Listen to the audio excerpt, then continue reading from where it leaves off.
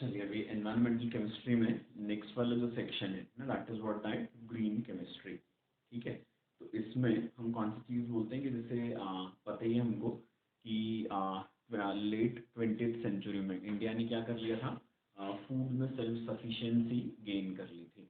ठीक है, और इसकी वजह क्या थी, तो हमने बोला था इसकी जो वजह थी वो ये थी कि इसकी फार्मिंग की नई टेक्निक्स का डेवलपमेंट हुआ, इरिगेशन टेक्निक्स जो थी उनमें इम्प्रूवमेंट हुआ, फिर फर्टिलाइजर्स पेस्टिसाइड्स वगैरह इनका यूज़ हुआ। तो इसकी वजह से क्या हो गया, it is self sufficiency in food आ गई, जो एक अच्छी बात थी। ठीक है, बट हुई कौन सी चीज़ इसके साथ ही साथ, तो हमने बोला सॉइल्स का ओवर एक्सप्लॉइटेशन हुआ। ठीक है, तो जैसे जो उनको रिवाइवल के लिए टाइम वगैरह मिलता था वो टाइम नहीं मिलने लगा। ठीक है, तो सॉइल का ओवर एक्सप्लॉइटेशन और ये पेस्टिसाइड्स और फर्टिलाइजर्स इनका ज़्यादा यूज़, इसने right at the same time कौन सी वाली चीज़ की, तो हमने बोला एनवायरनमेंट को इसने नुकसान पहुंचाना चालू कर दिया।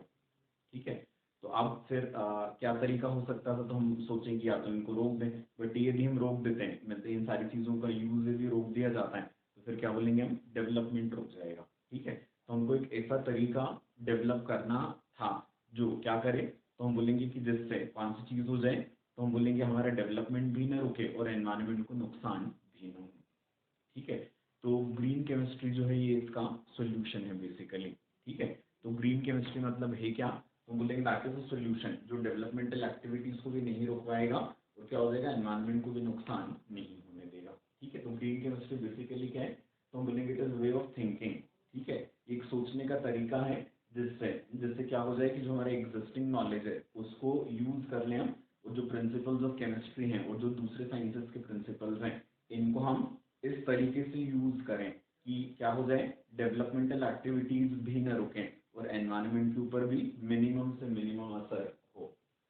समझ आ रही बात ये, तो क्या it is a way of thinking and is about utilising the existing knowledge and principles of chemistry and other sciences to reduce what that adverse effect on environment, and साथ साथ में क्या हो जाएगा, डेवलपमेंटल एक्टिविटीज भी चलती रहेंगी। ठीक है, अब क्या होता है, ग्रीन केमिस्ट्री जो होता है एक प्रोडक्शन प्रोसेस होता है। ठीक है, जो क्या करेगा, एनवायरनमेंट को तो मिनिमम पॉल्यूट करेगा। ठीक है, उसका डिटीरियोरेशन मिनिमम करेगा। ठीक है ना, तो क्या बोले हमने, एक प्रोडक्शन प्रोसेस है ग्रीन केमिस्ट्री, जिससे क्या हो जाएगा, तो हम बोलेंगे एनवायरनमेंट में पोल्यूशन लीस्ट होता है या एनवायरनमेंट का डिटीरियोरेशन जो होता है वो लीस्ट पॉसिबल होता है। ठीक है, अब कौन सी चीज़ होती है, किसी भी प्रोसेस में जो बाय प्रोडक्ट्स होते हैं यदि उनका हम ढंग से यूज नहीं कर पा रहे हैं ना, किसी फायदे को उसका कोई फायदा भी हम नहीं ले पा रहे हैं, तो हम क्या बोलेंगे, वो एनवायरमेंटल पोल्यूशन ऐड करता है ना। कोई सी भी प्रोसेस है, उस प्रोसेस में निकला हुआ बाय प्रोडक्ट जो होता है यदि उसको ठीक से यूटिलाइज नहीं किया गया तो वो अल्टीमेटली क्या करेगा, तो हम बोलेंगे एनवायरनमेंट में इकट्ठा होकर एक लिमिट के बाद क्या हो जाता है, सारी ही चीज़ें पोल्यूटेंट बन जाती हैं। तो हम बोलेंगे कि उसको हम गेनफुली यूज नहीं कर पा रहे हैं, तो ultimately that will B contributing in what that environmental pollution only. समझ आई बात ये। ठीक है, फिर हम कौन सी चीज़ बोलते हैं, इस टाइप की जो प्रोसेसेस होती हैं इस वजह से क्या हो जाएगा, तो हम बोलेंगे एनवायरमेंटल अनफ्रेंडली भी होती हैं ना, जिनके बाय प्रोडक्ट्स को प्रॉपरली यूटिलाइज नहीं किया जा पा रहा हो। ठीक है, और वो कॉस्ट इनफेक्टिव भी होती हैं, है ना। इसके बाद क्या होता है कि जो वेस्ट जनरेशन होता है और वेस्ट जनरेशन और उसका यदि डिस्पोजल प्रॉपर नहीं हो रहा है, ठीक है, तो ये इकोनॉमिकली अनसाउंड भी होता है। समझ आ गई बात ये, है ना। अब हम कौन सी चीज बोलते हैं कि एग्जिस्टिंग नॉलेज बेस का यूटिलाइजेशन, ताकि केमिकल हैजार्ड्स को कम किया जा सके और कौन सी चीज़ों साथ में डेवलपमेंटल प्रोसेसेस भी न रुकें। ये क्या होता है, that is the foundation of green chemistry, है ना। एग्जिस्टिंग नॉलेज बेस केमिस्ट्री का और दूसरे साइंसेस का, ठीक है, जिससे क्या हो जाए, एनवायरनमेंट को मिनिमम से मिनिमम नुकसान हो और डेवलपमेंटल एक्टिविटीज भी चलती रहें। ये क्या है, this is the foundation of green chemistry. ठीक है, ये हमको याद रखने क्वेश्चन पॉइंट ऑफ व्यू से। फिर हम बोलेंगे प्रोसेसेस में हम अलग अलग टाइप के सॉल्वेंट्स यूज करते हैं, जैसे कि बेंजीन है, टॉलिन है या CCl4, ये काफ़ी ज़्यादा टॉक्सिक होते हैं, तो इनको हमको जहाँ कहीं पर भी यूज़ करना है तो काफ़ी ज़्यादा केयर के साथ इनको यूज़ करना चाहिए। समझाई बात ये। तो क्या बोला था हमने कि हमारे डेवलपमेंट की कॉस्ट पर एनवायरनमेंट को काफ़ी ज़्यादा नुकसान हो रहा था। ठीक है, फूड सेल्फ सफिशिएंसी गेन कर ली but at the cost of what, हमने बोला over exploitation of the soil, pesticides का, फर्टिलाइजर्स का ओवर यूज, जिससे सॉइल का वाटर का पोल्यूशन हुआ।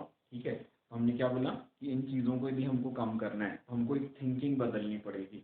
ठीक है, कि हमारा जो प्रेजेंट एग्जिस्टिंग नॉलेज बेस है नुकसान मिनिमम हो और डेवलपमेंट भी अफेक्ट ना हो।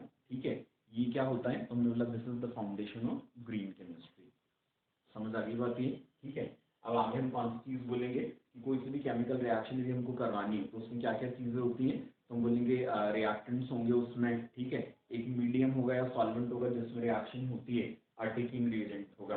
ठीक है, अब किसी भी रिएक्शन का जो एक्सटेंट होता है ना कि रिएक्शन कहाँ तक प्रोसीड करेगी, वो फिजिकल पैरामीटर्स पर डिपेंडेंट होता है, जैसे कि टेम्परेचर है, प्रेशर है, या रिएक्शन में हमने कैटलिस्ट को यूज किया है या नहीं, इन सारे फैक्टर्स पर वो डिपेंडेंट होता है। ठीक है, केमिकल रिएक्शन में इस रिएक्टेंट्स को हम पूरी तरह से प्रोडक्ट में कन्वर्ट नहीं कर पा रहे हैं। ठीक है ना, एनवायरमेंटल फ्रेंडली प्रोडक्ट्स में कन्वर्ट नहीं कर पा रहे हैं, तो हम कौन सी चीज़ बोलेंगे, तो हम बोलेंगे इससे फिर क्या हो जाएगा, पोल्यूशन बढ़ने लगता है। जो सॉल्वेंट हमने यूज़ किया, जैसे कि सॉल्वेंट्स के बारे में बताया था, है ना, तो यदि हमने सॉल्वेंट्स जो लिए वो एनवायरमेंटल फ्रेंडली नहीं है ना, तो हम क्या बोलेंगे कि केमिकल पोल्यूटेंट्स जो होते हैं वो सॉल्वेंट रिएक्शन के खत्म होने के बाद जब सॉल्वेंट को थ्रो आउट किया जाता है तो क्या हो जाएगा, जब एनवायरमेंटल फ्रेंडली नहीं है तो that will B causing what bye environmental pollution.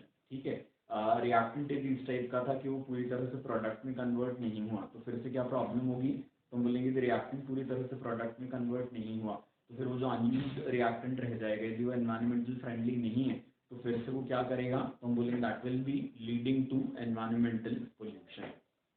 समझ आ रही बात ये? ठीक है, अब हम कौन सी चीज़ बोलते हैं कि किसी भी सिंथेसिस में, इसलिए है ना, इसके बेसिस पर क्या बोलेंगे हम कि कोई भी सिंथेसिस जब होता है तो उसमें जो रिएक्टेंट हम सिलेक्ट करें, जो स्टार्टिंग मटेरियल हम सिलेक्ट करें, उसका जो सिलेक्शन होता है वो काफ़ी ज़्यादा प्रॉपर होना चाहिए, उसको बहुत सही तरीके से चूज़ किया जाना चाहिए, है ना, इस टाइप का होना चाहिए कि उस पे प्रोडक्ट की यील्ड ऑलमोस्ट 100% हो, मतलब अनरिएक्टेड कम से कम बचे। ठीक है, फिर हम कौन सी चीज़ बोलते हैं कि इसको मतलब ऐसा हम कैसे करवा सकते हैं, तो हम बोलेंगे हमको रिएक्शंस के लिए ऑप्टिमम कंडीशंस तक पहुंचना पड़ेगा जिनमें क्या हो जाएगा, यील्ड मैक्सिमम होगी। तो हम बोलेंगे एक तो रिएक्टेंट का सिलेक्शन प्रॉपर और उसके बाद ऑप्टिमम कंडीशंस, जिसकी वजह से क्या होगा, तो हम बोलेंगे ये वो एनवायरमेंटल पोल्यूशन के लिए अनरिएक्टेड रिएक्टेंट या सॉल्वेंट से नहीं बचेगा। ठीक है, फिर हम कौन सी चीज़ बोलते हैं, यदि हम किसी रिएक्शन को किस में कर सकें, एक्वस मीडियम में कर सकें, ऐसा करने की हमको कोशिश करनी चाहिए। ठीक है, तो क्या हो जाएगा, तो हम बोलेंगे उससे काफ़ी फायदे होते हैं, वाटर की स्पेसिफिक हीट हाई होती है, तो हम बोलेंगे इट इज हाई टेम्परेचर पर और उसकी वोलेटिलिटी भी कम होती है, तो इस वजह से क्या होगा, तो हम बोलेंगे इसके अंदर यदि रिएक्शंस को कैरी आउट करवाया जा सके तो काफ़ी फायदा हो सकता है। ठीक है, दूसरी चीज़ हम कौन सी बोलेंगे कि फायदा क्यों भी होगा, तो हम बोलेंगे वाटर एक तो कॉस्ट इफेक्टिव होता है, नॉन इन्फ्लेमेबल होता है और इसमें कार्सिनोजेनिक इफेक्ट भी नहीं होते इन सॉल्वेंट्स की तरह जो बेंजीन, टॉलिन वगैरह हमने देखे थे। ठीक है, तो यदि किस रिएक्शन को हम किस में वाटर एज अ सॉल्वेंट करवा सकें तो फिर काफ़ी फायदा हो सकता है। समझा रही बात ही? ठीक है, अब इससे रिलेटेड जो क्वेश्चंस बनेंगे किस टाइप के, तो एक तो ग्रीन केमिस्ट्री का फाउंडेशन क्या है, तो क्या बोला है अपन ने कि एग्जिस्टिंग नॉलेज बेस को यूज करके ना केमिस्ट्री को और दूसरे साइंसेस का क्या करना, तो हम बोलेंगे इसमें डेवलपमेंटल एक्टिविटीज को अनहार्म करते हुए है ना, एनवायरनमेंट को भी पोल्यूट लीस्ट से लीस्ट करवाया जाए, इसी यदि थिंकिंग डेवलप कर लें और इसी प्रोसेस से यदि डेवलप कर लें तो ये क्या है, ग्रीन केमिस्ट्री का फाउंडेशन होता है। ठीक है, फिर किस टाइप के सॉल्वेंट्स को अवॉइड करना चाहिए रिएक्शंस में, तो बेंजीन, टॉलिन, CCl4 को। ठीक है, फिर किस टाइप के सॉल्वेंट में रिएक्शन करवा लें तो सबसे ज़्यादा सही रहेगा, तो इट इज वाटर में। ठीक है, फिर असर्शन रीजन के लिए कि भाई वाटर अच्छा सॉल्वेंट क्यों होता है रिएक्शन के लिए, तो उसका रीजन जो इन्होंने दिया हुआ है एनसीईआरटी में कौन सा है, low volatility and high specific heat, इसकी वजह से water qualifies as what, a good solvent. ठीक है ना, फॉर रिएक्शन, और साथ में ये भी चीज़ की कॉस्ट इफेक्टिव है, नॉन इन्फ्लेमेबल है और कार्सिनोजेनिक भी नहीं होता है। ठीक है, तो ये वाली सारी चीज़ें भी हम देखेंगे तो क्या हो जाएगा, इससे डेवलपमेंटल एक्टिविटीज़ को अनअफेक्टेड रखते हुए हम एनवायरनमेंट को भी काफ़ी हद तक अनअफेक्ट रख सकेंगे। ठीक है, इससे रिलेटेड नोबेल प्राइज भी ग्रीन केमिस्ट्री में भी रिसेंटली मिला था ना, वो भी अपन नेक्स्ट वाले सेक्शन में देखेंगे। ठीक है।